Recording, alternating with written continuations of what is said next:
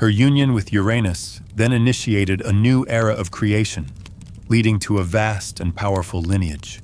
Through him, Gaia became the mother of a series of immensely significant beings, the powerful Titans.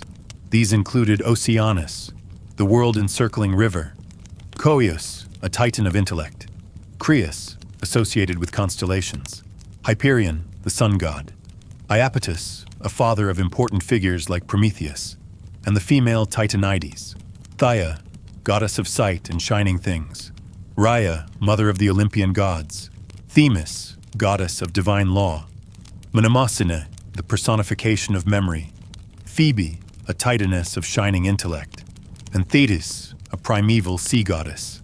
Beyond the Titans, this union also produced the formidable Cyclopes, including Brontes, Steropes, and Arges, known for their single eye and immense strength, as well as the monstrous Hecatoncheires, Cottus, Briareus, and Gyges, each possessing 100 hands and 50 heads. However, the relationship between Gaia and Uranus was far from harmonious. Uranus, fearing the immense power of his own children, particularly the Cyclops and Hecatoncheires, harbored an intense hatred for them. In his cruelty, he cruelly concealed them within the very bosom of the earth, Gaia's own body, preventing their emergence.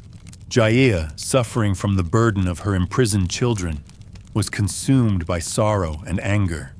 Driven by maternal instinct and a desire for vengeance, she devised a cunning plan. She crafted a massive iron sickle, a tool of immense power, and presented it to her Titan sons, imploring them to exact retribution upon their oppressive father. It was the youngest and most ambitious of the Titans, Kronos, who bravely undertook this daunting task. He ambushed Uranus and, using the sickle, mutilated him. The cosmic violence of this act had profound consequences. The drops of Uranus's blood that fell upon Gaia, the earth, became the seeds for yet another set of powerful offspring. From this gruesome but fertile spilling, the fearsome Erinyes, the vengeful Furies, sprang forth.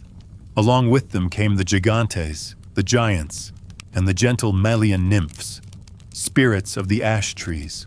This event fundamentally reshaped the cosmos, bringing an end to Uranus's reign and setting the stage for the rule of Kronos and later the Olympians. Subsequently, Gaia continued her creative work through her union with Pontus, the sea. From this watery partnership, she became the mother of 5 significant sea deities: Nereus, the old man of the sea; Thaumas, a marine god of wonders; Phorcys, a primordial sea god; Cato, a monstrous sea goddess; and Eurybia, a sea goddess embodying the vast strength of the waves.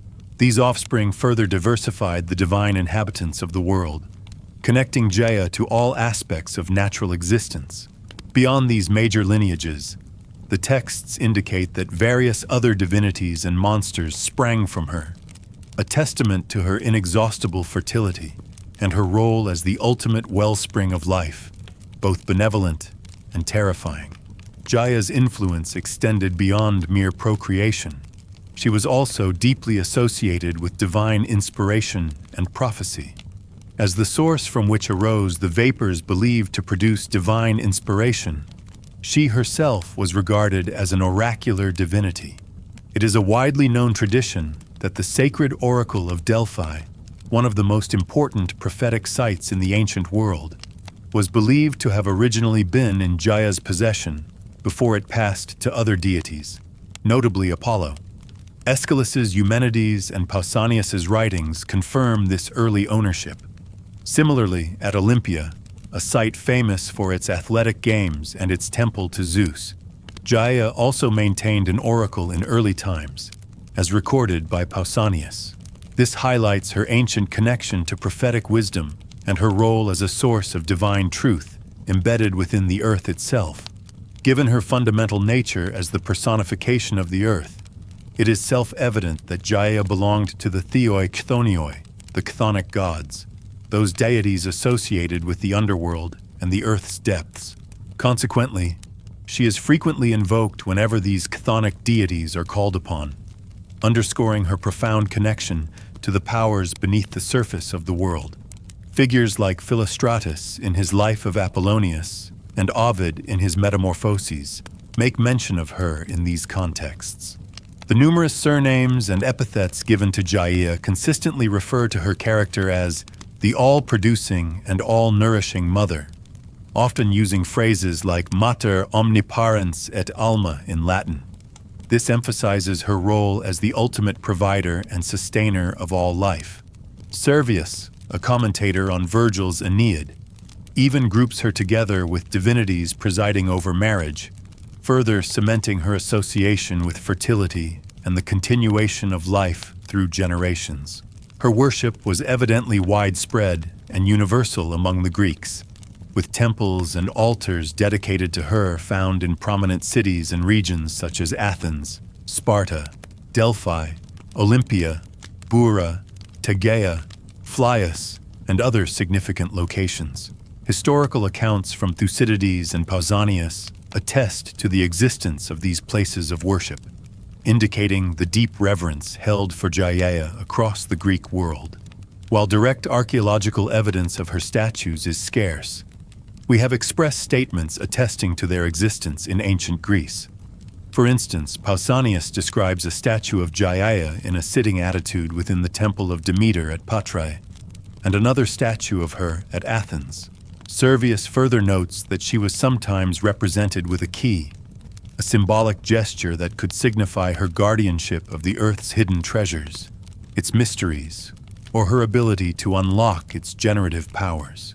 These details collectively reinforce the profound and ubiquitous presence of Gaia in ancient Greek religion, myth, and daily life, establishing her as an enduring symbol of the Earth's life-giving and sustaining force. The visual representation of Gaia, the Earth, in ancient art is crucial to understanding her significance. An Athenian red figure Kylix from the 5th century BC, now housed in the Antiken Sammlung Berlin, depicting Gaia and the giant Polybotes, vividly portrays her connection to the Earth's powerful and sometimes monstrous offspring. This artistic depiction, even without specific detail, would likely show Gaia as a maternal figure emerging from or intertwined with the ground, emphasizing her role as the source of all life, including the imposing giants. Hesiod's Theogony, a cornerstone of Greek epic poetry dating from the 8th or 7th century BC, offers a comprehensive account of the universe's creation and the genesis of the gods, placing Gaia firmly at its foundation. He begins with the very first primordial entities, verily, at first chaos, the chasm. Air came to be, but next wide-bosomed Gaia, the earth, the ever-sure foundation of all the deathless ones who hold the peaks of snowy Olympus, and dim Tartarus, the pit, in the depth of the wide-pathed earth, and Eros, love, fairest among the deathless gods, who unnerves the limbs and overcomes the mind and wise counsels of all gods and all men within them. This seminal passage establishes Gaia as the second entity to emerge, providing the stable, ever-sure foundation upon which all subsequent existence, including the Olympian gods, would rest. Her broad bosom is a clear symbol of her nurturing and all-encompassing nature. Her coexistence with Chaos, Tartarus, and Eros highlights her role as a primary, foundational element of the nascent cosmos, alongside the void, the underworld, and the force of procreation. Hesiod then details the next wave of primordial births. From chaos, the chasm, came forth Erebos, darkness, and black Nyx, night. But of Nyx, night, were born Aether, light, and Hemera, day, whom she conceived and bore from union in love with Erebos. This sequence shows how elements like light and day emerged from the primordial darkness, setting the stage for a more defined universe. Yet Gaia remains the solid, underlying reality. Crucially, Gaia then begins to generate the physical world from her own being, without any partner in these initial stages. And Gaia, the earth, first bore starry Uranos, Uranus, the heavens, equal to herself, to cover her on every side. This self-generation of the sky, perfectly matching her in expanse, signifies the formation of the celestial dome above the earth, a fundamental element of the early cosmos. Her creation of Uranus to cover her on every side also subtly introduces the idea of boundaries and structure within the vastness of creation. Beyond the sky, she brought forth long aurea, mountains, graceful haunts of the goddess nymphs, who dwell amongst the glens of the mountains. This shows her capacity to create distinct geological features, providing habitats for various nature spirits. Finally, she bare also the fruitless deep with his raging swell, Pontus, the sea, without sweet union of love. This indicates the birth of the primordial sea, a vast and powerful entity, again directly from Gaia's own essence, without the need for a male partner, emphasizing her immense and self-sufficient creative force. Following these initial self-generated creations, Gaia then engages in a seminal union that profoundly impacts the future of the cosmos. But afterwards, she lay with Uranus, and bare the Titans. This sexual union between earth and sky results in the birth of the formidable first generation of gods. Hesiod meticulously lists them: deep swirling Oceanus, the earth-encircling river, Koios, and Krios, and Hyperion and Iapetus, Thia and Rhaia, Themis and Mnemosyne, and gold-crowned Phoebe, and lovely Tethys. These 12 Titans and Titanides represent powerful cosmic forces and elemental aspects of the universe. The list culminates with the birth of the most cunning and ultimately rebellious of her children. After them was born Cronus, the wily, youngest, and most terrible of her children, and he hated his lusty sire. This final detail sets the stage for the dramatic conflict between Gaia's children and Uranus, leading to the overthrow of the elder gods and the eventual rise of the Olympians. The Homeric hymns, though not necessarily by Homer himself, are ancient Greek epic poems that provide further insight into the reverence for Gaia. Homeric hymn 4 to Hermes, dating from the 7th to 4th century BC, describes Apollo singing about the story of the deathless gods and of dark Gaia, Earth, how at the first they came to be. This simple reference acknowledges Gaia as a primal figure whose origins are intertwined with the very genesis of the immortal deities, underscoring her ancient and fundamental role. A hymn specifically dedicated to Gaia, Homeric hymn 6, directly addresses her. Well-founded Gaia, Earth, mother of all, eldest of all beings. This direct address and epithet, mother of all, reinforce her universal maternity. Calling her eldest of all beings places her at the absolute beginning of existence, a powerful declaration of her primordial status and profound importance in the Greek worldview. Pseudo-Hyginus, a Roman mythographer from the 2nd century AD, offers a Latin perspective on the cosmogony in his preface. Drawing upon Greek traditions, he begins with a sequence of primordial emergence.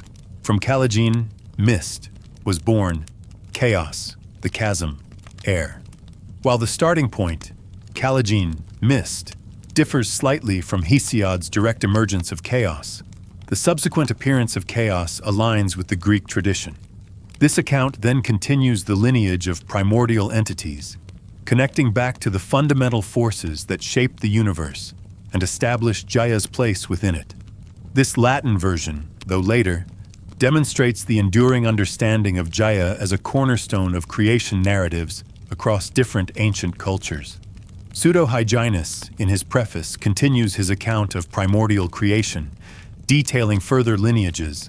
From chaos was born Nox, night, Nyx, dies, day, Hemera, Erebus, ether, from ether, light, and dies, day. Hemera were born. Terra, earth, Gaia, Caelum, heaven, Uranus, mare, sea, Pontos. This Roman perspective offers a slightly different sequence from Hesiod's, with night, day, darkness, and light emerging from chaos first. Crucially, it then states that Terra, Earth, the Latin equivalent of Gaia, along with Caelum, heaven, and Mare, sea, were born from the union of ether, light, and dies, day. This variant parentage for Gaia underscores the different mythological traditions regarding her origin, but still places her firmly among the earliest, most fundamental entities of the cosmos, highlighting her emergence from light and day, bringing forth the solid foundation of the world. Ovid, a prominent Roman epic poet, presents a vivid and influential cosmogony in his Metamorphoses, beginning with the state of the universe, ere land and sea and the all-covering sky were made. He describes this initial state as chaos, a raw and undivided mass, naught but a lifeless bulk, with warring seeds of ill-joined elements compressed together. This emphasizes the undifferentiated and turbulent nature of the primal void, where nothing had yet taken form. Ovid notes the absence of celestial bodies and geographical features. No Titan, Helios the sun, as yet poured light upon the world. No waxing Phoebe, Selene the moon. Her crescent filled anew, nor in the ambient air yet hung the earth, self-balanced, equipoised, nor Amphitrite's, the sea's arms, embraced the long, far margin of the land. This depiction underscores the utter lack of order and distinction in the earliest stages of existence. Despite the raw materials being present, though there were land and sea and air, they were unusable and chaotic. The land no foot could tread, no creature swim the sea. The air was lightless, nothing kept its form. All objects were at odds, since in one mass cold essence fought with hot, and moist with dry, and hard with soft, and light with things of weight. This vivid imagery describes a state of perpetual conflict among the basic elements, making any structured existence impossible. It was this fundamental disarray that required divine intervention. Ovid then introduces the force that brought order. This strife a god, Deus, perhaps primordial eros, procreation, or chronos, time, with nature's blessing solved, who severed land from sky and sea from land, and from the denser vapors set apart the ethereal sky, and each from the blind heap resolved and freed, he fastened in its place appropriate in peace and harmony. This anonymous divine power, possibly the primordial eros or chronos, is depicted as the great separator and organizer, bringing definition and stability to the warring elements. This god's intervention is described as a deliberate act of creation, establishing the distinct realms of the universe. The process of separation is detailed. The fiery, weightless force of heaven's vault, Uranus, flashed up and claimed the topmost citadel. Next came the air in lightness and in place. The thicker earth with grosser elements sank burdened by its weight. Lowest and last, the girdling waters pent the solid globe. This illustrates the layering of the cosmic elements according to their inherent properties. The lightest, fiery heaven ascended, followed by the air. Then the heavy earth sank down, and finally, the waters encircled the newly formed solid globe. This systematic ordering brought the universe into its recognizable form. Ovid emphasizes the divine intention behind this transformation. So into shape whatever god it was reduced the primal matter and prescribed its several parts. This highlights the deliberate act of creation and the assignment of specific roles to each component of the universe. Once the basic structure was in place, further refinements followed. Then first, to make the earth even on every side, he rounded it into a mighty disk, then bade the sea extend and rise under the rushing winds and gird the shores of the encircled earth. This describes the shaping of the earth into a vast circular landmass surrounded by the sea, mirroring the ancient Greek cosmological view. The final stage of this creation involved the emergence of life and celestial bodies. Scarce had he thus all things in finite bounds divided when the Sidera stars, Astra, In darkness blind long buried, over all the spangled sky began to gleam, and that no part or place should lack fit forms of life. The firmament he made the home of gods and goddesses and the bright constellations. In the sea he set the shining fish to swim. The land received the beasts, the gusty air the birds. This concludes the cosmogonic process, with the stars appearing in the night sky, the heavens becoming the abode of deities, and life populating every realm, fish in the sea, beasts on land, and birds in the air. This comprehensive account by Ovid, while slightly different from the Greek Hesiodic version in its specifics of divine agency, nevertheless establishes the profound transformation from undifferentiated chaos to a structured, life-filled cosmos, with the earth as Gaia being a fundamental component that is shaped and populated. Ovid's Fasti, another Roman poetic work from the 1st century BC to 1st century AD, begins its own cosmic narrative by stating, "After chaos, when the world acquired." This short opening immediately sets the scene following the initial state of chaos, implying a process of formation and ordering, and continuing the tradition of describing the universe's transition from an unformed void to a structured reality. This line serves as a direct bridge to the subsequent details of how the world, with Gaia at its core, came into its organized existence. Ovid, in his Fasti, continues to describe the grand transformation of the universe after chaos. He recounts how the world acquired 3 elements and the whole structure shifted to new forms.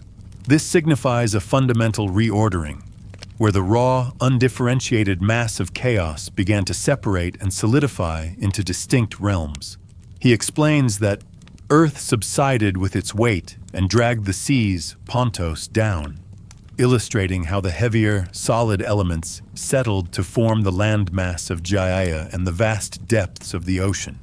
Conversely, lightness lifted the heavens, Uranus, up high, demonstrating the ascent of the lighter elements to form the sky, creating a clear distinction between the terrestrial and celestial realms. The celestial bodies also found their place. The sun, too, jumped out, not chained by gravity, and the stars, and horses of the moon. This vibrant imagery describes the spontaneous emergence of the sun, stars, and moon, each taking its rightful place in the newly formed cosmic order, no longer bound by the indiscriminate forces of chaos. Yet Ovid adds a crucial detail. Terra, earth, Gaia, for a long time did not yield to Caelus, heaven, Oranos, nor stars to Phoebus, Helios the sun. All rank was equal. This suggests an initial period of resistance or a lack of established hierarchy even after the separation, implying that the full order and dominion among the cosmic elements and deities took time to solidify, and that Gaia, the earth, asserted her own stubborn independence even in these early stages. Nonnus, a Greek epic poet from the 5th century AD, further elaborates on Gaia's primordial generative powers in his Dionysiaca. He explicitly states that Gaia, the earth, produced Aether, Uranus, the sky, dotted with its troop of stars. This directly attributes the creation of the star-filled sky, a defining feature of the cosmos, to Gaia herself, underscoring her role as a primary cosmic mother. In another passage, Nonnus describes the very emergence of the earth from the primal mist. Before all Chthon, earth, Gaia, milling out from Helios, the sun, the shine of his new-made brightness upon her all-mothering breast. Beroe, the first city, first shook away the cone of darkling mist and threw off the gloomy veil of chaos, the chasm, air. This beautiful imagery suggests Gaia's gradual materialization, absorbing the newly formed light of the sun onto her all-mothering breast as she shed the remnants of the formless chaos, implying a dynamic process of solidification and illumination at the very dawn of time. Nonnus powerfully reinforces Gaia's ancient status by calling her Mother Gaia, Gaia, Earth, unbegotten and self-delivered. This phrase is incredibly significant as it unequivocally places her among the primordial entities who came into being without parentage, highlighting her intrinsic existence and self-generating nature. 2. The Orphic cosmogony. The Orphic tradition, a mystical branch of ancient Greek belief, offers its own distinct and often more symbolic cosmogony, in which Gaia plays a crucial, though sometimes differently nuanced, role. Aristophanes, in his comedic play The Birds, despite its humorous tone, provides a valuable glimpse into this Orphic worldview. He describes the initial state as, "At the beginning there was only chaos, the chasm, air, Nyx, night, dark Erebos, darkness, and deep Tartaros, the pit. Ja, earth, Gaia, air, Aether, and Oranos, heaven, had no existence." This setup emphasizes a universe initially devoid of the structured elements we recognize, including the earth itself. It is only through the action of another primordial force that these come into being. That of the immortals did not exist until Eros, sexual desire, had brought together all the ingredients of the world, and from their marriage Oranos, Uranus, heaven, Okeanos, Oceanus, ocean, Gaia, earth, and the imperishable race of blessed gods, Theoi, sprang into being. This Orphic view suggests that Gaia, the earth, was not self-generated in this specific account, but rather emerged as a result of the cosmic ordering and marriage brought about by the primordial Eros, a force of desire and unification. The Orphica, Rhapsodies Fragment 66, a collection of Greek hymns, delves deeper into the mystical origins within the Orphic tradition. Great Kronos, time, fashioned from or in divine Aether, a bright white egg, the world egg from which Oranos, Uranus, sky, Gaia, earth, and Phanes was born. This fragment introduces the concept of a world egg, a powerful symbol of nascent creation, formed by the primordial entity of time from the luminous upper air. Crucially, it states that Gaia, along with Oranos and the radiant Phanes, the Orphic equivalent of Eros, was born from this very world egg. This places Gaia's origin within a larger cosmic process orchestrated by time, a different but equally ancient lineage. Further detail comes from Orphica, Theogonies, Fragment 54, transmitted through the philosopher Damascius, which offers a highly symbolic and complex creation narrative. It begins, "Originally there was hydros, water, he, Orpheus says, and mud, from which Gaia the earth, solidified." He posits these two as first principles, water and earth. This account presents water and mud as the absolute initial elements from which Gaia, the solid earth, was formed. This emphasizes a more material, elemental solidification process for Gaia's emergence. The fragment then touches upon an even more ineffable principle. The one before the two thesis, however, he leaves unexpressed, his very silence being an intimation of its ineffable nature. This suggests a primeval, indescribable origin point that transcends even the initial water and mud. Finally, a remarkable being is engendered. The third principle after the two was engendered by these, Gaia, earth, and hydros, water, that is, and was a serpent, Dracon, with extra heads growing upon it of a bull and a lion, and a god's countenance in the middle. It had wings. This monstrous yet divine serpent, born from the union of Gaia and hydros, represents a powerful, multifaceted cosmic entity that embodies both earthy and watery elements, and which, despite its terrifying form, is also described as having a god's countenance and wings, suggesting its divine and pervasive nature in the very fabric of early creation. This complex imagery showcases the rich and symbolic nature of Orphic cosmogony regarding Gaia's origins and her role in bringing forth fundamental, often hybrid, forms of existence, extended throughout the universe and touching its extremities. I think this stands for the third principle, occupying the place of essence. Only he, Orpheus made it bisexual as fans to symbolize the universal generative, cause, and I assume that the theology of the Orphic rhapsodies discarded the two first principles, together with the one before the two, that was left unspoken. That is, the Orphics discarded the concepts of thesis, chronos, and ananke, and began from this third principle, phanes, after the two, because this was the first that was expressible and acceptable to human ears. For this is the great chronos, unaging time, that we found in it, the rhapsodies, the father of ether, light, and chaos, the chasm, air.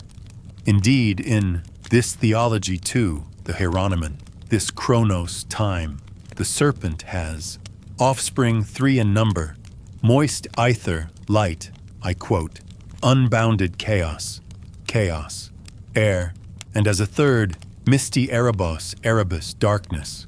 Among these, he says, chronos, time, generated an egg. This tradition too, making it generated by chronos, and born among these because it is from these, that the third intelligible triad is produced, protogonos phanes. What is this triad then? The egg, the dyad of the two natures inside it, male and female. Uranus, the sky, and Gaia, the earth, and the plurality of the various seeds between. And thirdly, an incorporeal god with golden wings on his shoulders, bulls' heads growing upon his flanks, and on his head a monstrous serpent, presenting the appearance of all kinds of animal forms. And the third god of the third triad this theology too celebrates as protogonos, firstborn, phanes, and it calls him Zeus, the order of all and of the whole, world, wherefore he is also called Pan, all. So much this second genealogy supplies concerning the intelligible principles. Orphica Theogonies, fragment 57 from Athenagoras. The gods, as they, the Greeks, say, did not exist from the beginning, but each of them was born just as we are born. And this is agree, expand. This to 1,000 words, but make sure you only expand on the original text and do. Not put other information in it. This S for a script for an ultra-long form. Video, so make it accordingly. Everything will be in one paragraph. No dialogues. It needs to be like a narration. Also, it needs to be in simple language. Do not use complicated words. The Orphica Theogonies, fragment 54, a deeply philosophical and symbolic text, continues its intricate description of primordial creation, building upon the initial emergence of water and mud, from which Gaia solidified. It then introduces a remarkable entity, a serpent, Dracon, with extra heads growing upon it of a bull and a lion, and a god's countenance in the middle. It had wings upon its shoulders, and its name was Chronos, unaging time, and also Heracles. This awe-inspiring figure represents the absolute unaging force of time, possessing a complex, multifaceted form that embodies both bestial power and divine intelligence. Its wings suggest its pervasive and boundless nature. This primordial time serpent was united with Ananke, inevitability, compulsion, being of the same nature, or adrasteia, incorporeal, her arms extended throughout the universe and touching its extremities. Ananke, or inevitability, is thus presented as an equally fundamental and boundless force, intertwined with time itself, its incorporeal arms symbolizing its pervasive control over all existence. The text interprets this union as the third principle, occupying the place of essence, emphasizing its foundational role in the very fabric of being. The Orphic tradition made this principle bisexual as phanes, to symbolize the universal generative cause, highlighting its complete self-sufficiency and its capacity to bring forth all life. The fragment then delves into the evolution of Orphic theology, suggesting that the later Rhapsodies tradition discarded the two first principles, together with the one before the two that was left unspoken. That is, The Orphics discarded the concepts of thesis, chronos, and ananke, and began from this third principle, phanes, after the two, because this was the first that was expressible and acceptable to human ears. This indicates a shift in focus from the utterly ineffable and abstract initial principles to a more comprehensible and anthropomorphic, albeit still divine, starting point for creation in later Orphic thought. This great chronos, unaging time, is then identified as the father of ether, light, and chaos, the chasm, air, thus linking him to the emergence of key cosmic elements. In this specific Hieronyman theology, this serpentine chronos has three offspring: moist ether, light; unbounded chaos, air; and as a third, misty erebus, darkness. This again showcases a different lineage for these primordial elements, all stemming from the singular, powerful entity of time. Within this complex framework, chronos, time, plays a crucial role in bringing forth the next stage of creation.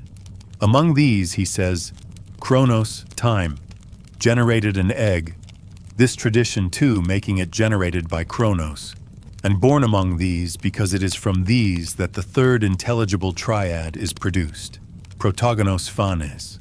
This reintroduces the concept of the world egg, a powerful Orphic symbol, here explicitly generated by time itself, and emerging from the midst of ether, chaos, and erebos. From this egg, a significant intelligible triad is produced, symbolizing a new level of cosmic order and divine manifestation. The fragment meticulously describes this triad. What is this triad then? The egg, the dyad of the two natures inside it, male and female, Uranus, the sky and Gaia, the earth, and the plurality of the various seeds between. And thirdly, an incorporeal god with golden wings on his shoulders, bull's heads growing upon his flanks, and on his head a monstrous serpent, presenting the appearance of all kinds of animal forms. This vivid description reveals that the world egg contains within it the dual fundamental natures of sky, Oranos, and earth, Gaia, representing the cosmic masculine and feminine principles, along with the plurality of the various seeds, signifying the potential for all future life. The third element of this triad is a majestic, incorporeal god, none other than Protogonos, firstborn, or Phanes. His description is rich with symbolism. Golden wings on his shoulders suggest his ethereal and swift nature. Bull's heads growing upon his flanks evoke strength and fertility. And on his head a monstrous serpent, presenting the appearance of all kinds of animal forms, symbolizes his primordial wisdom and his containment of all life within himself. This third god of the third triad is then celebrated as Protogonos, firstborn, Phanes, and it calls him Zeus, the order of all and of the whole world, wherefore he is also called Pan, all. This is a profound statement, equating Phanes with Zeus as the ultimate cosmic orderer, and even with Pan, the god representing all, emphasizing his universal and all-encompassing nature as the prime generative and organizing principle. This passage concludes, "So much this second genealogy supplies concerning the intelligible principles, indicating that it represents a particular detailed account of the deepest, most abstract levels of Orphic creation." Finally, Orphica Theogonis, fragment 57 from Athenagoras, offers a broad summary of the Orphic view on the birth of the gods. The gods, as they, the Greeks, say, did not exist from the beginning, but each of them was born just as we are born, and this is agree. This statement is significant because it directly challenges the notion of gods always having existed, positing instead that they, like mortals, had origins and were born. This aligns with the Orphic emphasis on a systematic, almost evolutionary process of cosmic generation, where even the divine beings arise from more fundamental, primordial principles. This view contrasts with some other traditions where certain gods are simply eternal. The fragment implies that the Orphic perspective, with its detailed genealogies and sequences of emergence, provided a coherent framework for understanding the birth of all deities, including the earth goddess Gaia from the earliest, most abstract beginnings. The philosophical and mythical discussions surrounding the origins of the gods continue to highlight the central role of primordial elements and figures like Gaia. The text notes a prevailing agreement among ancient thinkers, with Homer stating, Okeanos, Oceanus, water, the genesis of the gods, and Mother Tethys, Thesis, creation. This view positions water and a concept of creation as the ultimate progenitors of the divine. This idea is echoed by Orpheus, who is lauded as the original inventor of the gods' names, and recounted their births and said what they have all done, and who enjoys some credit among them as a true theologian, and is generally followed by Homer, above all about the gods. Orpheus, in his profound theological system, also traces the first genesis from water, declaring Okeanos, Oceanus, who is the genesis of the all. This emphasizes that for the Orphics, hydros, water, was indeed the origin of everything. From this primeval water, the text explains, mud formed primeval Gaia, Gaia. This signifies the solidification of the earth, Gaia, from a watery, formless state. From the combination of hydros, water, and this nascent mud, Gaia, a remarkable living creature was generated. A living creature was generated with an extra head growing upon it of a lion and another of a bull, and in the middle of them a god's countenance. Its name was Heracles, Heracles, and Kronos, Kronos, time. This complex, multi-headed winged serpent embodies the primordial force of unaging time and immense power. This Heracles, Kronos, then performed a pivotal act of creation, generating a huge egg which formed the earth, sea, and sky. This concept of a world egg, containing the potential for the entire cosmos, is a recurrent and powerful motif in Orphic cosmogony. Another fragment from Orphica, Theogony's fragment 57, also attributed to Athenagoras, further elaborates on the destiny of this cosmic egg. Kronos, Kronos time, also called Heracles, Heracles, generated a huge egg which, being filled full by the force of its engenderer, was broken in two from friction. This dramatic moment, the breaking of the world egg due to the immense power of time and the friction within, marks the definitive separation of the cosmic realms. The fragment explains the outcome. Its crown became Ouranos, heaven, and what had sunk downwards, Gaia, Gaia, earth. This explicitly details how the upper part of the shattered egg formed the sky, and the lower part, the earth. In addition to these physical realms, there also came forth an incorporeal god, Phanes, or the primordial Eros, indicating the simultaneous emergence of a luminous, non-physical, divine entity, embodying the principle of light and procreation within the newly formed universe. The Orphica, Epicurus fragment, preserved by Epiphanius, offers yet another variant of the world egg cosmogony. And he, Epicurus, says that the world began in the likeness of an egg, and the wind, the entwined forms of Kronos, Kronos, time, and Ananke, inevitability, encircling the egg serpent fashion like a wreath or a belt, then began to constrict nature. This version envisions the cosmos beginning as an egg, enveloped and constricted by a primal wind, which is conceptually linked to the entwined forms of time and inevitability. This encircling and constricting action symbolizes the primordial forces shaping the nascent universe. The process continues as the wind tried to squeeze all the matter with greater force. It divided the world into the two hemispheres, Uranos the sky and Gaia the earth. This describes the forceful separation of the world egg into the two distinct halves that would become the sky and the earth, once again highlighting Gaia's origin as one of the fundamental cosmic divisions resulting from primordial forces. Gaia, the Titans, and the castration of Uranus. The narrative concerning Gaia's pivotal role in the succession of divine power, particularly her involvement in the castration of Uranus, is central to understanding the early Greek cosmic order. An Athenian red figure Kylix from the 5th century BC, depicting Gaia the Earth and the giant polybotes, likely offers a visual representation of Gaia's earthy form and her connection to her powerful earth-born offspring, providing a tangible link to these ancient myths.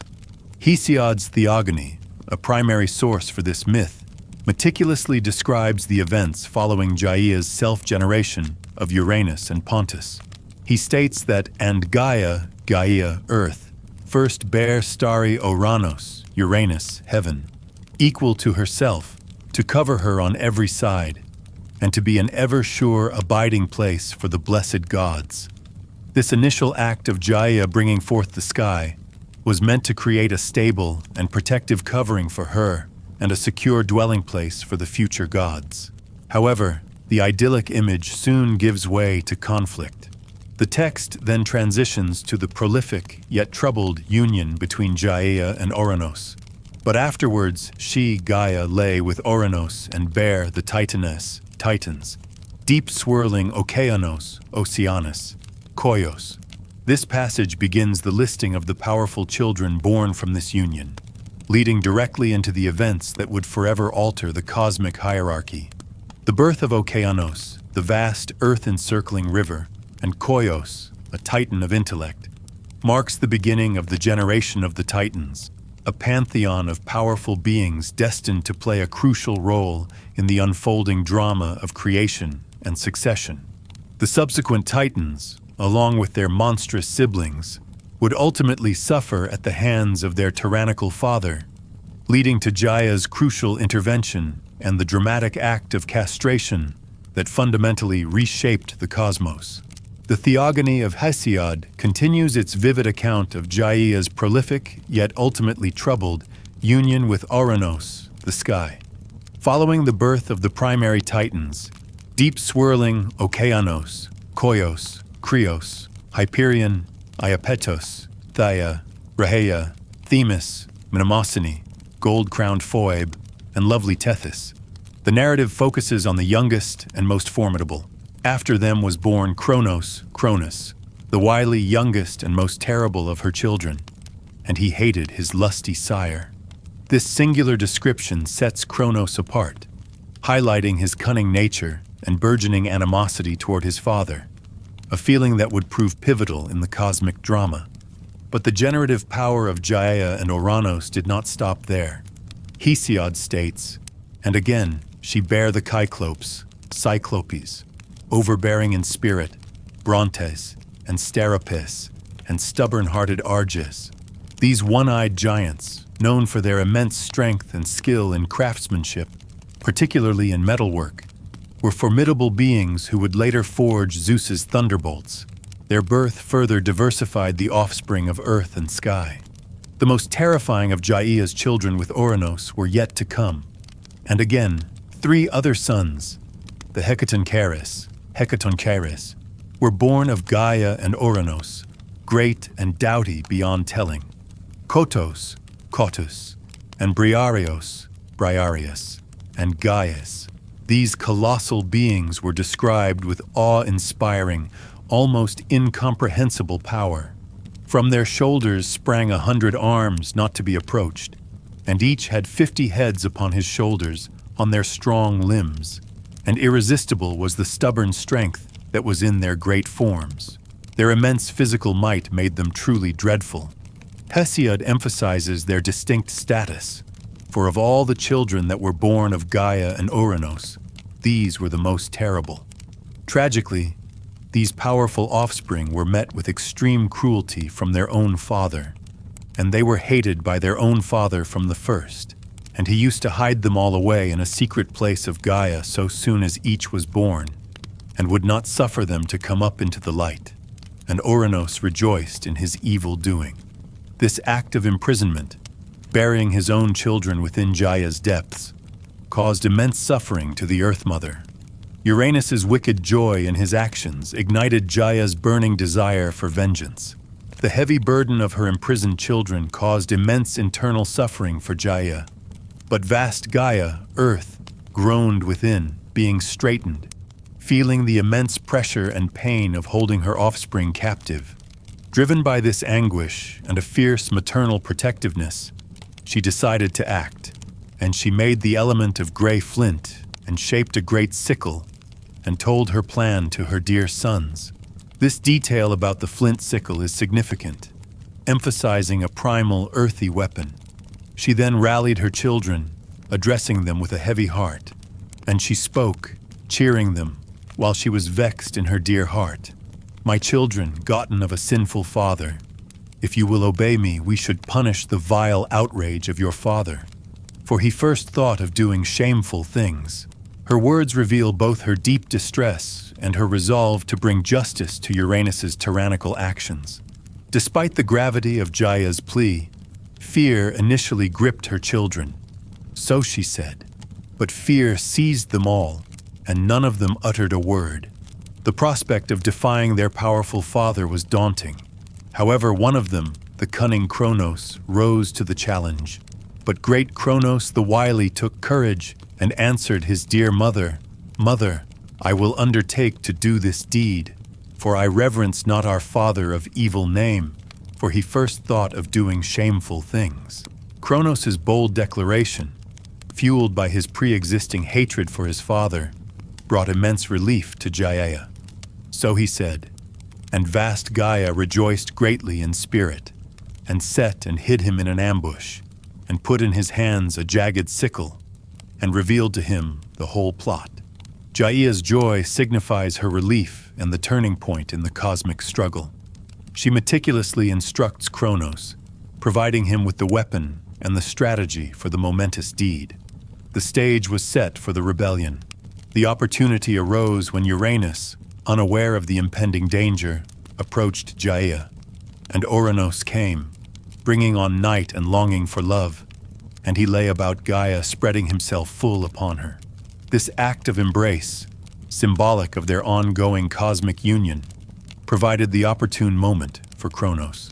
Then the sun from his ambush stretched forth his left hand, and in his right took the great long sickle with jagged teeth, and swiftly lopped off his own father's members and cast them away to fall behind him. This brutal and decisive act of castration marked the end of Uranus's reign and ushered in a new era.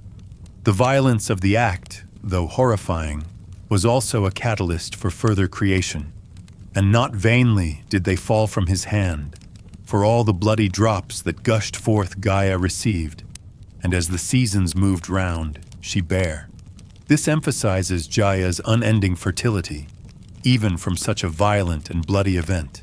The drops of blood, falling onto her fertile earth, became the seeds for yet more powerful and significant beings, ensuring that life, in all its forms, would continue to emerge from the Great Mother. This powerful sequence in Hesiod's theogony not only explains the succession of cosmic power, but also underscores Gaia's central and active role in shaping the very foundations of the Greek mythological world.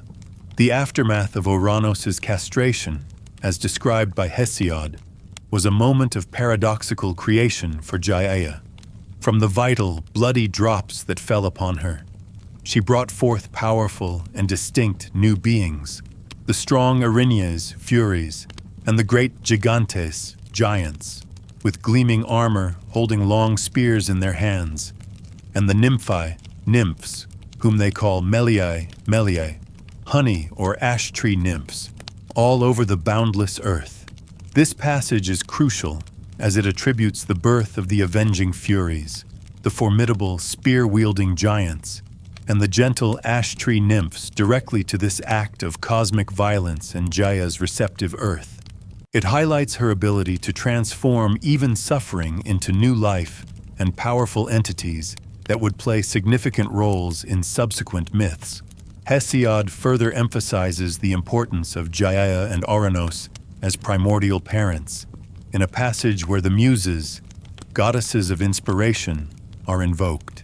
And they, Musai, muses, uttering their immortal voice, celebrate in song first of all the reverend race of the gods from the beginning, those whom Gaia, earth, and wide Uranus, heaven, begot the Titanes, and the gods sprung of these, givers of good things.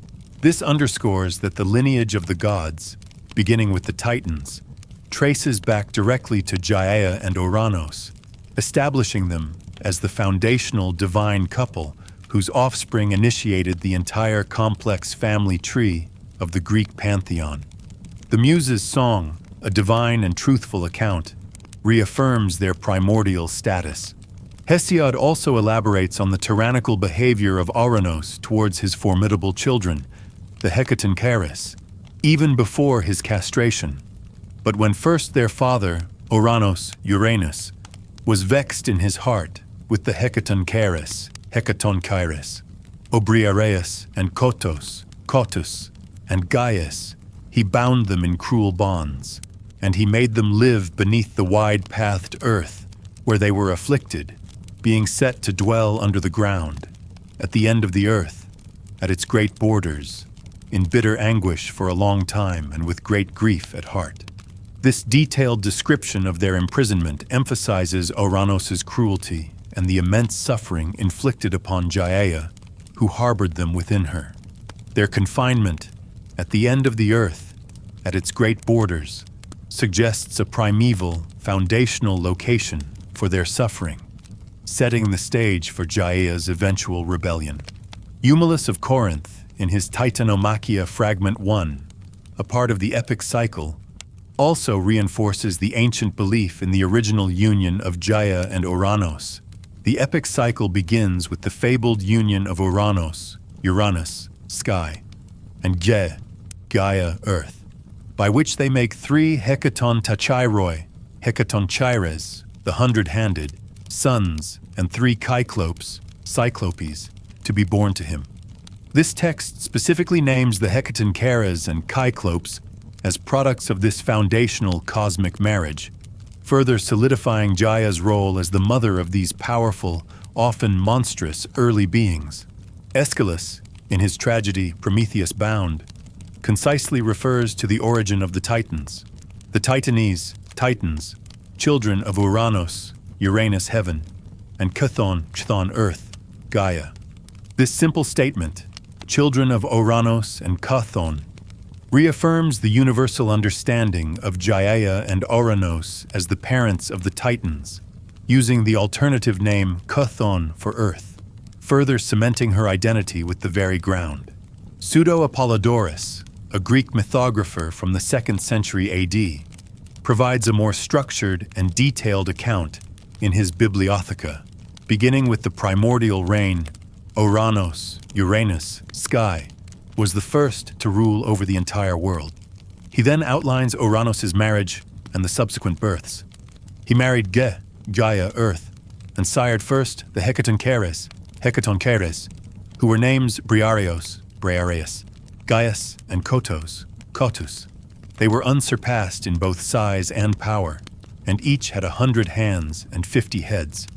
This account reiterates the immense physical attributes of the Hecatoncheires, emphasizing their monstrous power. Apollodorus then describes the birth of the Cyclopes. After these he sired the Cyclopes, by name Arges, Steropes, and Brontes, each of whom had 1 eye in his forehead. This confirms the individual names and the defining characteristic of the Cyclops. However, the cruelty of Uranus quickly manifests, but Uranus, sky, bound these and threw them into Tartaros, a place in Hades' realm as dark as Erebos, and as far away from the earth as the earth is from the sky. This passage clearly defines Tartaros as a deep, dark abyss, located as far beneath the earth as the sky is above it, highlighting the extreme depth and darkness of their imprisonment. The fact that Uranus imprisoned his own children sets the stage for Gaia's justifiable rage and subsequent plot. Finally, Apollodorus lists the Titans, confirming their parentage by Gaia and Uranus, and fathered other sons on Gaia, earth, namely the Titans, Okeanos, Oceanus, Koios, Koios, Hyperion, Kreos, Krios, Iapetos, Iapetus, and Kronos. This comprehensive list mirrors Hesiod's, firmly establishing the Titans as the next generation of powerful divine beings born from the foundational union of earth and sky, setting the stage for the dramatic cosmic succession that would follow. Pseudo-Apollodorus continues his methodical listing of the offspring of Gaia and Ouranos, completing the roster of the foundational divine generation, and Kronos, Cronus, the youngest, also daughters called Titanides, Titanesses, Tethys, Rhea, Themis, Mnemosyne, Phoebe, Phoebe, Dione, Theia. This comprehensive list establishes the full complement of the first-generation divine beings, highlighting the immense fertility of Gaia and Ouranos. The narrative then transitions to the critical intervention of Gaia, driven by her maternal anguish over the imprisonment of her earlier children. Now Gaia, Earth, distressed by the loss of her children into Tartaros, persuaded the Titanes to attack their father, and she gave Cronus, time, a sickle made of adamant. This act underscores Gaia's agency and strategic mind.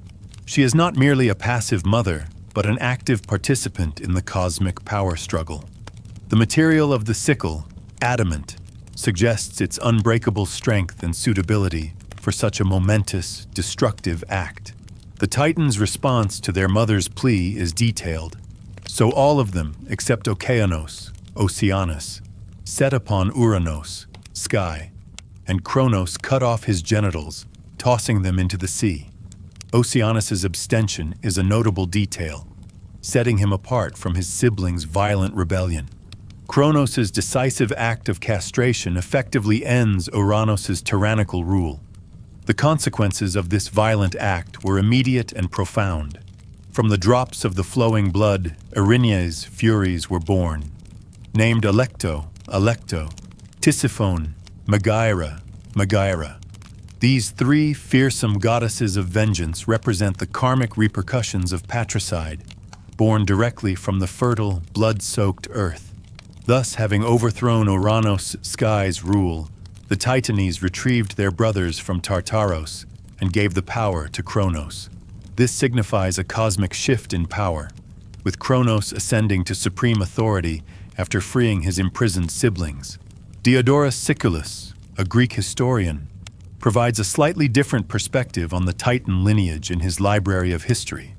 The Titans, numbered 6 men and 5 women, being born, as certain writers of myths relate, of Uranus, sky, and Gaia, earth, but according to others, of one of the Curetes, and Taitaia, from whom as their mother they derive the name they have. This highlights the existence of variant traditions regarding the Titans' parentage, though Diodorus acknowledges the predominant view of Gaia and Ouranos as their parents. He then lists the males. The males were Cronus, Hyperion, Koios, Iapetos, Iapetus, Krios, and Okeanos, Oceanus, and their sisters were Rhea, Themis, Mnemosyne, Phoebe, and Tethys. It's noted that Diodorus omits Theia, indicating minor discrepancies across different ancient accounts. Pseudo-Hyginus, the Roman mythographer, also provides his version of Gaia's offspring, sometimes with Latinized names and slightly different categorizations in his preface. He mentions that from ether and terra, earth, Gaia, were born various daimones, reiterating Gaia's role in bringing forth abstract forces. He then lists a lineage from Caelum Ouranos and Terra Gaia, which includes primordial elements and titans, Oceanus, Themis, Tartarus, Pontus, and Titanes, Titans, Briareus, Gaius, Steripes, Atlas, Hyperion and Polus, Koios, Saturnus, Kronos, Ops, Rhea, Moneta, Mnemosyne, Dione, and 3 Furies, Erinyes, namely Alecto, Megaira, Tisiphone. This account notably includes Tartarus and Pontus as offspring of Gaia and Ouranos, a deviation from Hesiod, who attributes them as self-generated by Gaia. It also includes the Hecatoncheirus, Briareus, Gaius, and a Cyclops, Steropes, within the list of Titans, and specifically names Dione as a Titaness, alongside the Furies. This demonstrates the fluid nature of mythological genealogies across different authors and periods. Nonnus, in his Dionysiaca, poetically alludes to the ultimate fate of Kronos, who would eventually be overthrown by Zeus and imprisoned in Tartaros, an event orchestrated by Gaia herself. Gaia, Gaia, Earth, shall cover you up. Kronos, Cronus, Time, himself, was covered up in Gaia's bosom, that is, trapped in Tartaros, son of Oranos, Uranus, sky, though he was. This line encapsulates the cyclical nature of power and rebellion in the early cosmos, where the Earth, Gaia, remains a constant witness and often an active participant in the downfall of her own children, especially when they perpetuate the same tyranny they overthrew. For more detailed information on the pivotal castration of Oranos, specific sources like those concerning Kronos and Oranos are referenced, emphasizing the depth of this foundational myth. Gaia and the War of the Titans. Gaia's role extends beyond the initial overthrow of Oranos into the subsequent conflict known as the War of the Titans, or Titanomachy, a monumental struggle that shaped the divine hierarchy. An Apulian red figure volute crater from the 4th century BC, depicting Titan Atlas and Gaia, visually connects Gaia to her Titan children, especially Atlas, who would bear the burden of the sky after the Titanomachy. This imagery speaks to her enduring connection to these powerful, earth-born beings. Hesiod's theogony directly implicates Gaia in the strategic aspects of the Titanomachy. He states, Kronos, Cronus, learned from Gaia, Gaia, Earth, and this incomplete phrase strongly implies that Gaia provided crucial counsel or prophecy to Kronos, influencing his actions. Her knowledge and foresight, stemming from her ancient wisdom as the Earth itself, often made her a powerful, behind-the-scenes force in the divine struggles, guiding her children towards their destiny or their downfall. This particular instance indicates her active participation in guiding Kronos, setting the stage for the dramatic events that would follow, where she would initially support him, only to later turn against him when he mirrored his father's tyranny. Hesiod's theogony continues its narrative, detailing the second great prophecy Gaia delivered, one that would lead to the downfall of her son, Kronos. Just as Oranos had feared, Kronos, in his turn, learned a terrible truth from his mother. Kronos, Cronus, learned from Gaia, Gaia, Earth, and starry Oranos, Uranus, heaven, that he was destined to be overcome by his own son, strong though he was, through the contriving of great Zeus. This prophecy reveals Gaia's profound foresight and her unwavering commitment to cosmic justice, even when it meant turning against her own children who mirrored the tyranny of their predecessors. In response to this grim prophecy, Kronos adopted the same cruel tactic as his father. Therefore, he kept no blind outlook, but watched and swallowed down his children, and unceasing grief seized Rhea. Kronos, determined to defy fate, devoured each of his offspring as they were born, causing immense sorrow to his wife Rhea, another of Gaia's daughters.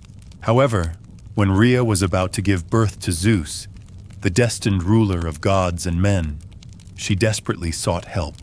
But when she was about to bear Zeus, the father of gods and men, then she besought her own dear parents, Gaia and starry Oranos, to devise some plan with her that the birth of her dear child might be concealed, and that retribution might overtake great, crafty Kronos for his own father, and also for the children whom he had swallowed down.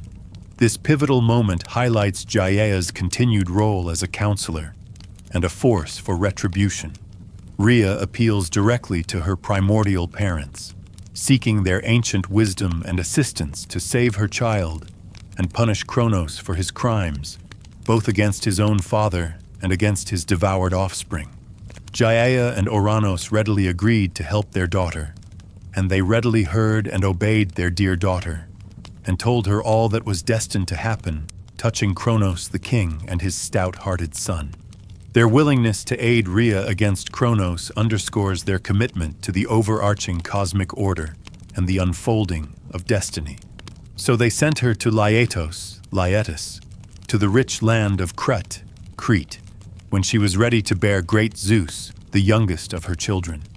This act of sending Rhea to Crete was crucial for the success of the deception. Upon Zeus's birth, Gaia directly took on the role of his protector and nurturer. Him did vast Gaia, earth, receive from Rhea in wide Crete to nourish and to bring up. This emphasizes Gaia's direct involvement in raising the future king of the gods, providing him with the very nourishment of the earth. She meticulously ensured his safety. Thither came Gaia, carrying him swiftly through the black night to Lyctos first, and took him in her arms and hid him in a remote cave beneath the secret places of the holy earth on thick-wooded Mount Aegaeum.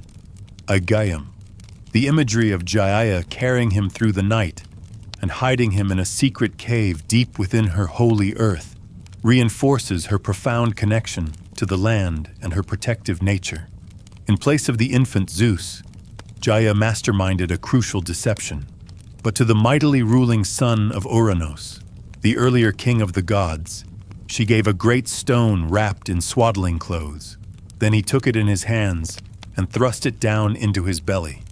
This clever trick, orchestrated by Gaia, allowed Zeus to grow up in secret, ultimately fulfilling the prophecy. As Zeus matured, Gaia's influence continued to guide events. After that, the strength and glorious limbs of the prince increased quickly, and as the years rolled on, great Kronos the wily was beguiled by the deep suggestions of Gaia and brought up again his offspring. Gaia's deep suggestions were instrumental in making Kronos regurgitate his swallowed children, setting the stage for the Titanomachy, the great war between the generations of gods. This subtle but powerful influence of Gaia, working behind the scenes, shows her mastery of manipulation for the sake of cosmic balance. A critical act following the regurgitation was the freeing of Kronos' monstrous siblings, and he set free from their deadly bonds the brothers of his father, Cyclopes, sons of Ouranos, whom his father in his foolishness had bound. This release of the powerful Cyclopes, who had been imprisoned by Uranus, was orchestrated by Zeus, likely on Gaia's advice, to bolster his forces. Their gratitude was immediate and invaluable, and they remembered to be grateful to him for his kindness, and gave him thunder and the glowing thunderbolt and lightning. For before that, huge Gaia had hidden these. This passage reveals that Gaia had been safeguarding these immense cosmic powers, thunder, thunderbolts, and lightning, and released them to Zeus through the grateful Cyclops. This act of entrusting these elemental weapons to Zeus cemented his power and ensured his victory in the coming war. Hesiod's Theogony also provides an earlier, detailed description of the cruel imprisonment of the Hecatoncheires, who were also crucial allies for Zeus. But when first their father, Uranus, was vexed in his heart with the Hecatoncheires, Obriarius and Cottus, and Gaius, he bound them in cruel bonds, and he made them live beneath the wide-pathed earth, where they were afflicted, being set to dwell under the ground, at the end of the earth, at its great borders, in bitter anguish for a long time, and with great grief at heart.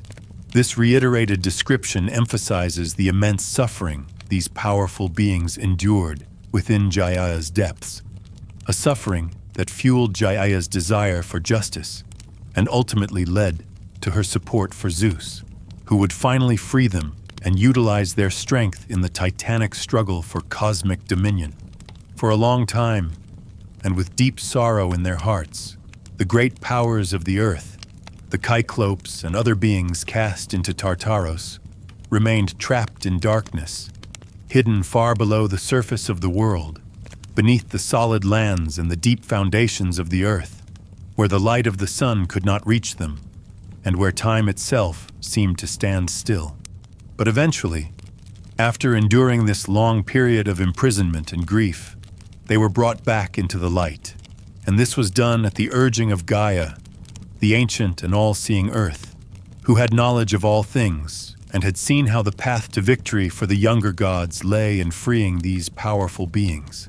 She advised the new gods, Zeus and his brothers, that their strength alone would not be enough to win the war unless they had the help of those who had been wronged and buried so deep by Kronos and the other elder titans. So following her wisdom and guidance, Zeus and his brothers brought up the imprisoned ones and made them part of their struggle.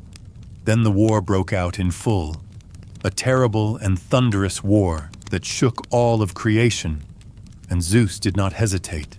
He came swiftly, and from his strong hand he hurled the lightning again and again, and each bold strike flew through the air in flashes of light, burning with furious heat, and they fell with thunder that broke the silence of the sky and the calm of the world.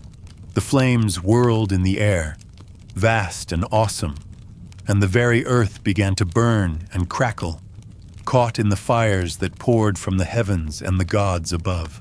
Trees and forests were set aflame, and their cracking sounds rose into the sky like cries of pain, while the land, the very body of Gaia, heaved and boiled and seethed as if it were alive and writhing in pain. Even chaos, the great emptiness between earth and sky, felt the grip of the heat, and it spread through the air so strongly that the world seemed to tremble to its very core. It felt, to those who witnessed it, as if the great Gaia, the solid and ancient earth, was being ripped apart, hurled downward into ruin, while Uranos, the vast sky above, crashed down upon her from the heights in a fury, as though the two oldest beings of all creation had come into violent collision. The sound of the clash, the thunder and the flames, and the roars of divine power as gods fought gods, was so loud and so great that it seemed to break the very fabric of the universe, as if this war could unmake the world. Yet in time the war came to an end. The gods who had struggled and toiled, the blessed ones who had fought side by side in the storm of fire and fury, finished their great labor. They had overcome the might of the Titans not only through strength, but also through unity, strategy, and the wise advice of Gaia. With the Titans defeated and their power broken, the gods turned to Zeus, the far-seeing one, the ruler of the lightning and the skies, and they urged him to take up the highest throne, to become their leader and king. They pressed him to rule over all the gods and the world itself, and again it was Gaia who gave this direction, whose deep knowledge and care for the balance of the cosmos led her to guide the gods to stability. So Zeus accepted their call, and he divided the honors and roles among the gods, giving to each their share of rule and their place in the new order of things, so that the heavens and the earth would be at peace once more. But before all this, before the war reached its end, there had been voices who tried to prevent it altogether. Prometheus, the Titan who would later be bound in chains, remembered the days before the battle began. He had seen what was coming and tried to guide his fellow Titans away from destruction. Though he too was born of Uranos and Gaia, he had knowledge passed down to him, knowledge from Themis, who was his mother, or perhaps Gaia herself, for the two were in truth one and the same in different forms. This knowledge was clear and certain. The war would not be won by brute strength or by sheer force. Victory would belong not to those who were strongest in body, but to those who used wisdom, cunning, and strategy. Prometheus told this truth to the Titans again and again, but they did not listen.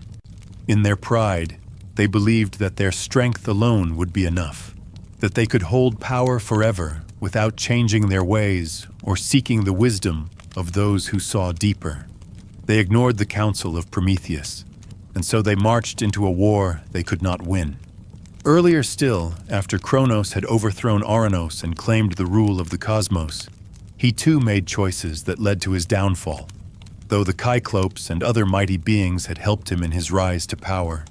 He turned against them and cast them down into Tartaros, locking them once more in darkness, fearing their strength and what they might one day become. He then took Rhea, his sister, as his wife, and they ruled together. But already the seeds of change had been planted. For Gaia and Ouranos both saw what had happened and knew that a new era would come, and they did not remain silent. The cycle of rise and fall continued, and in time, those who had been buried returned to play their part. And so the world moved forward through struggle, flame, and the wisdom of those who listened to more than just their pride. When Kronos, ruler of the cosmos, was warned through prophecy that his own rule would not last, that he would be overthrown by one of his sons, he became consumed by fear and dread, and in his panic, he began to swallow each of his children as soon as they were born, one after another, determined to prevent the prophecy from coming true.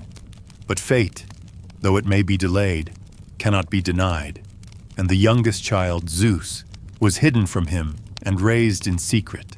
When Zeus came of age, he rose up against Kronos and began a great war that would come to be known as the Titanomachy, the war against the Titans, a battle that would last 10 long years, shaking the heavens, the earth, and the depths below. As the struggle dragged on without a clear end, Gaia, the all-knowing earth, once again gave her prophecy and her aid to the younger gods. She revealed that victory would belong to Zeus only if he descended into the depths of Tartaros, where the ancient prisoners, the mighty allies once cast down, still lay chained in darkness. If he could free them and bring them to his side, the tide of war would turn in his favor. To do this, Zeus first had to defeat Campa, the monstrous jailer who guarded the gates of Tartaros, and once she was slain, he released the prisoners and added their strength to his own, sealing the fate of Kronos and his fellow Titans. With their defeat, the rule of the younger gods was established, but the memory of war and rebellion still lingered. Elsewhere, in the words of the Roman poet Ovid, it was told that Saturnus, the Roman name for Kronos, once cast from his throne by Jove, the Roman Zeus, was not willing to surrender quietly. Full of rage and desperation, he sought to raise the Titans to war again, and looked for help from ancient forces that had once promised their loyalty. Among the strange beings born of the earth was a terrifying monster, part bull, part serpent, whose body held a terrible power. This beast had been imprisoned by Styx, a divine river goddess who had taken Zeus's side, following the warning of the three fates, the Parcae, who always speak what must be. The monster was locked away in a dark forest, held by triple walls, and it was foretold that if anyone ever burned the creature's innards in fire, they would defeat the very gods who ruled forever. And so it remained hidden, guarded against those who might use its power to defy the heavens. In another telling from Nonnus, after the first Dionysos, known also as Zagreus, was torn apart and killed by the Titans in one of the cruelest acts ever committed by the Ancient Ones, Zeus was overwhelmed by rage. Not only had they defied him again, but they had dared to destroy his child, born from his own essence, and he turned his fury not only upon the Titans, but even upon Gaia herself.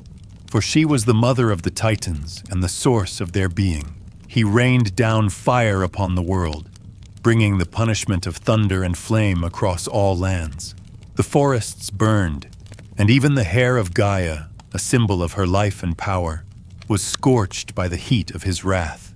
The skies blazed, and the lands of the east, from Bactria to the shores of the Red Sea, caught fire under his bolts.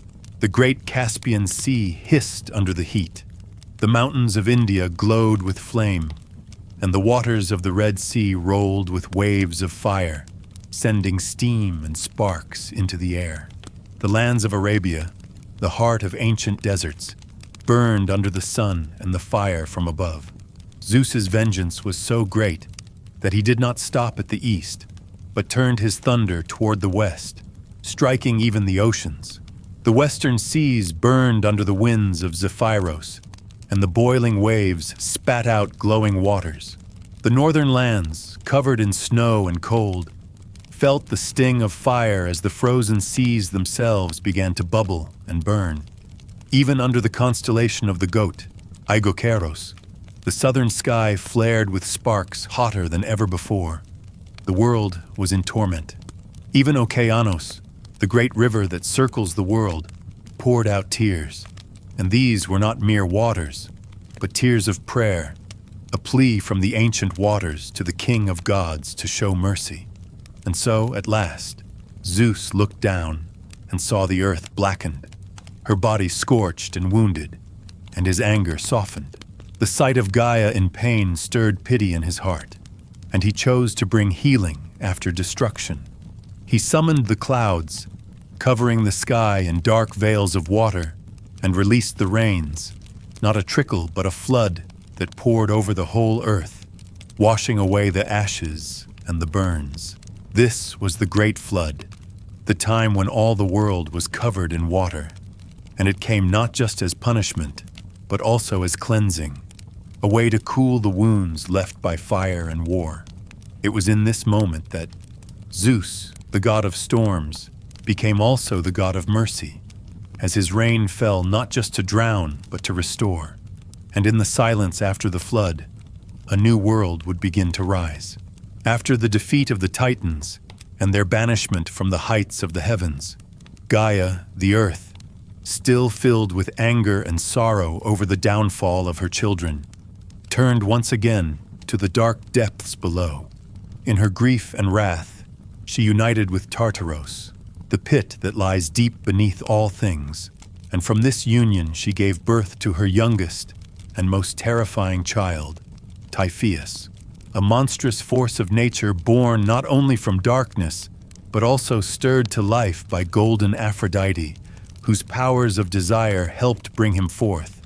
Typhoeus was not Gaia's only answer to her pain. Her anger over the defeat of the Titans drove her to bear the Gigantes, a race of enormous beings full of might and rage, whose father was Ouranos, the sky, just as he had fathered the Titans long before. These new children of Gaia were born for one reason: to challenge the gods and avenge the ancient defeat. The war that followed, often seen as part of the same great conflict as the Titanomachy, brought yet another wave of chaos upon the world. The gods knew that they could not defeat the Gigantes by their own power alone. An oracle had spoken clearly. No god, no immortal, could kill the Gigantes without the help of a mortal. This truth spread among the gods and reached Gaia herself, who then sought to find a way to protect her children from death at the hands of mortals. She searched for a drug, some hidden power from the earth, that would shield her Gigantes from all harm, even that of mortal men. But Zeus, ever watchful and powerful, stopped the plan before it could grow. He hid the lights of the sky, Ios the dawn, Selene the moon, and Helios the sun, so that the world was cloaked in darkness, and in that hidden time, he found the drug and destroyed it, crushing the only hope Gaia had of saving her new children from the fate that awaited them. The Gigantes, one by one, fell before the gods and their mortal allies, and Gaia's pain and fury deepened even further. Enraged beyond measure, she again went to Tartaros and conceived Typhoeus, this time not only as a final act of defiance, but as a last weapon to break the rule of Zeus. Typhoeus was born in Cilicia, a wild and ancient land, and his birth echoed with dread. Typhoeus, also called Typhaon, was so monstrous and powerful that even the memory of his existence made later generations compare the fiercest creatures to him. In the time of the Argonauts, when Jason and his companions journeyed in search of the Golden Fleece, the guardians of the fleece were so terrible that they were described as the kind Gaia once bore in the old days of her battle with Zeus, creatures like Typhoeus. One of these was a serpent, a great dragon that never slept, born from Gaia herself on the slopes of the Caucasus Mountains, near the very rock where Typhoeus had fallen after daring to attack Zeus and being struck down by his thunderbolt. The serpent's presence, guarding the fleece, was a reminder of Gaia's deep-rooted defiance, her desire to keep powerful forces beyond the reach of gods and men. Typhoeus himself, in that ancient battle, rose up against Zeus with unspeakable violence. When Zeus fought him, it was not only a battle of strength, but of survival. And as Typhoeus fell, warm blood poured from his head onto the rocks, leaving a scar on the earth that would never be forgotten. But even with his fall, Gaia did not relent. She offered shelter to her children, protecting them where she could. One of them, Sychaeus, pursued by Zeus, found refuge in her embrace. To give him comfort, Gaia caused the fig tree to grow, a fruit that would bring her son joy and sustenance. This act showed her enduring power as a mother, still seeking to nurture and shelter her offspring, even when the skies themselves were turned against them. These stories blend and twist around one another, for the ancients saw the wars of the Titans and the Gigantes not as separate events, but as parts of one long struggle between the old powers of the world and the new. In these tales, Gaia stands at the center, both life-giver and avenger, bearing children in her grief, calling up new forces to challenge the order of Olympus, and standing firm even as her creations fall in fire and thunder. From the birth of Typhoeus to the fall of the serpent that guarded the fleece, from the desperate search for the deathless drug to the quiet growth of the fig tree, her presence is always there, deep in the soil, shaping the fate of gods and giants alike, refusing to fade quietly into the shadows. After the fall of the first Gigantes in the battles against the gods, some were said to have survived and fled across the lands, carrying with them the pain of their defeat and the fury of their kind. In the region of Leuca, a small town in Italy, there was said to be a fountain of foul-smelling water, and it was believed that this stream flowed from the wounds of those surviving Gigantes, those who had escaped the great clash in Campanian Phlegra. These were known as the Leuternian Gigantes, and it was said that they had been driven out by the hero Heracles. Fleeing for safety, they were hidden by their mother, Gaia, who covered them with the earth, shielding them from their pursuers. The water that flowed from the ground was tainted with the ichor of their buried bodies, the divine lifeblood of giant beings now trapped beneath the surface, and it left a permanent mark of their presence on the land. Many Gigantes were named, born of Gaia and Tartaros, their identities preserved in ancient lists: Enceladus, Coeus, Pelorus, Ephialtes, Eurytus, Otus, Polybotes, and others, each immense, each terrifying, each shaped for war. Among them, Typhon stood apart in size and horror. He was born of Tartarus and Gaia, a monster of overwhelming force and dreadful appearance, with 100 dragon heads that erupted from his shoulders, each one spitting fire and fury.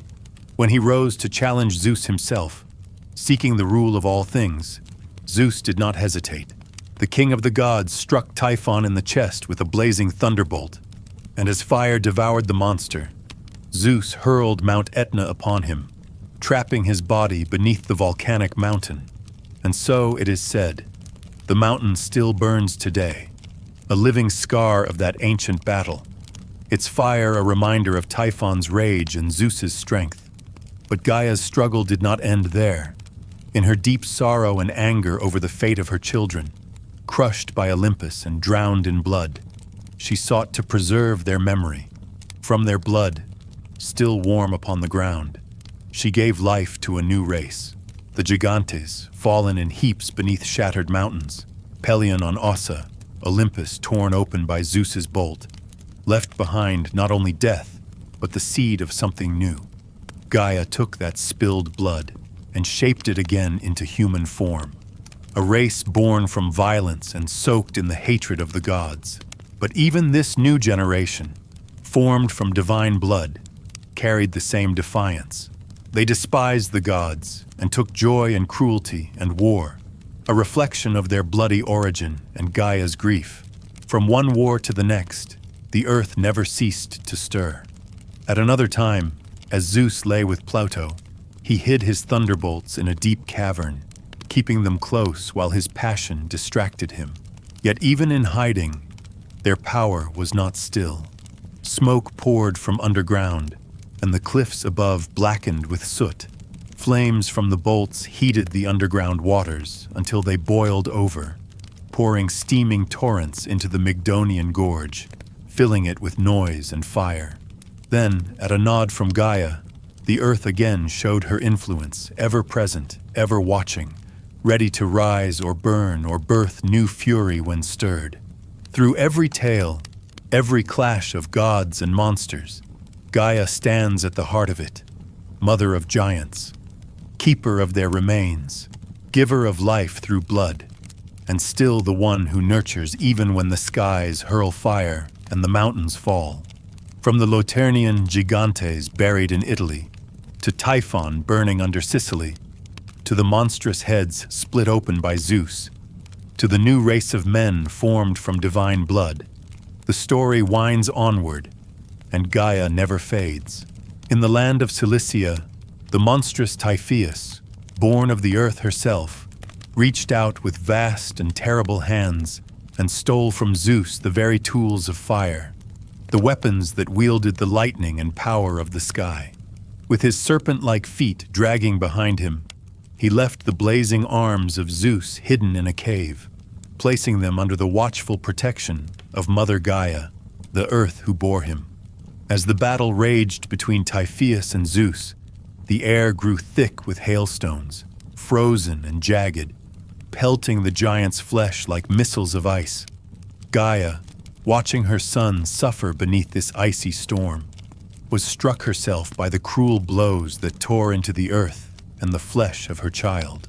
She turned her sorrowful gaze to the Titan Helios, the mighty sun, and begged him with a humble voice for a single scorching ray of red-hot fire to melt the frozen storm that gripped her son. She wished for Helios to pour his warm radiance over Typhoeus, to thaw the stone-like water and bring relief to his hardened body. Yet in doing so, she herself melted in the fierce heat, her body softening alongside her bruised and battered child. Though the winter winds blew harsh and cold, Gaia sought relief for Typhoeus's parched throat, beseeching a morning breeze from the tempestuous blasts of winter to come and quench his overpowering thirst with cool breath. The battle hung in delicate balance, Cronian Zeus weighing the scales of war between himself and his monstrous foe.